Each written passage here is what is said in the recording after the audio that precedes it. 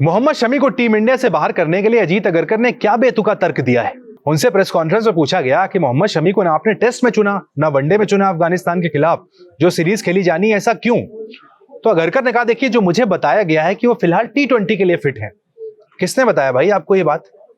Mohammed Shami Ranji trophy में 200 से ज्यादा ओवर डालकर आए हैं। 200 से ज्यादा ओवर एक गेंदबाज डालकर आता है। धूप में अपने आप को तपा दिया मोहम्मद शमी ने। उसके बावजूद चीफ सेलेक्टर ये कहते हैं कि ये तो T20 के लिए फिट है, टेस्ट क्रिकेट के लिए फिट नहीं है, वनडे के लिए फिट नहीं है। कौन ये रिपोर्ट्स, कौन ये सारी वहां पर जो मोहम्मद शमी के बारे में जानकारियां हैं वो सिलेक्टर्स को दे रहा है?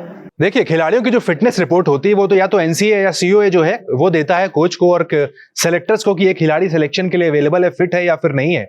लेकिन मोहम्मद शमी के केस में देखने को मिल रहा है अलग अलग रीजन, अलग अलग तर्क या कहें कुतर्क दिए जा रहे हैं। क्योंकि मोहम्मद शमी बार बार कह रहे हैं, सीना ठोक कर कहते हैं कि मैं खेलने के लिए तैयार हूं। मैंने रणजी ट्रॉफी खेल ली, विजय हजारे टूर्नामेंट खेल लिया, सैयद मुश्ताक अली टूर्नामेंट खेल लिया, अब मैं आईपीएल खेल रहा हूं। अब क्या जान निकाल कर दे दूं तब टीम इंडिया में खेलने का मौका मुझे मिलेगा?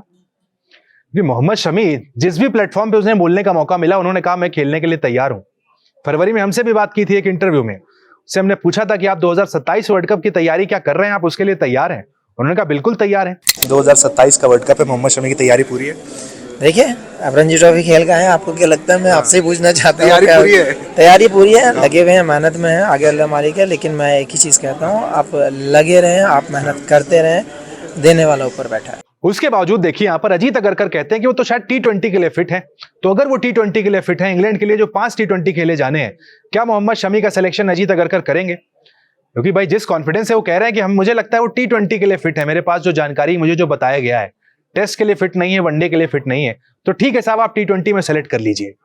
आपको अगर ये बताया गया है कि T20 के लिए फिट है, आप T20 में सेलेक्ट करिए। काम यही है चीफ सेलेक्टर का कि उन्हें लगता है खिलाड़ी फिट है, कर सकता है, तो आप उन्हें सेलेक्ट कर लीजिए।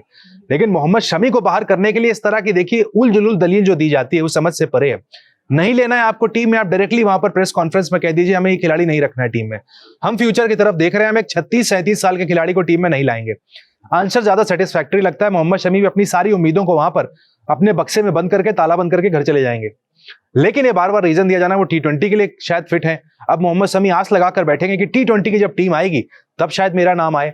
अजीत अगरकर ने कह दिया है कि मैं T20 के लिए फिट हूं, शायद वहां पर मेरा सिलेक्शन हो। लेकिन अब वहां पर अगर सिलेक्शन नहीं होगा तो देखने वाली बात है दलील क्या दी जाएगी। वहां पर क्या अगरकर आकर कहेंगे कि हम एक नई टीम की तरफ देख रहे हैं, हम भविष्य की तरफ देख रहे हैं। अरे तो भविष्य की तरफ आप कल भी देख सकते थे ना, आप भविष्य की तरफ 1 महीने बाद देखोगे, आप अभी भी देख सकते थे।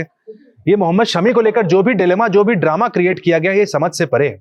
मोहम्मद शमी भी इससे तंग आ चुके होंगे, तभी एक बार उन्होंने कह दिया था कि भाई मुझसे कोई कम्युनिकेट करेगा तब तो मैं बात करूंगा ना।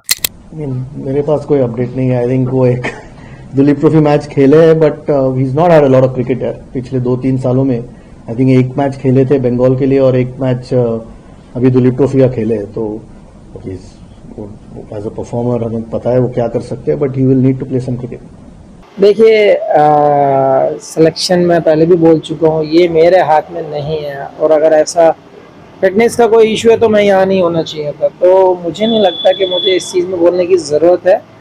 अगर मैं पहले भी बोला हूँ, अगर मैं 4 डे खेल सकता हूँ तो 50 ओवर भी खेल सकता हूँ। थैंक्स।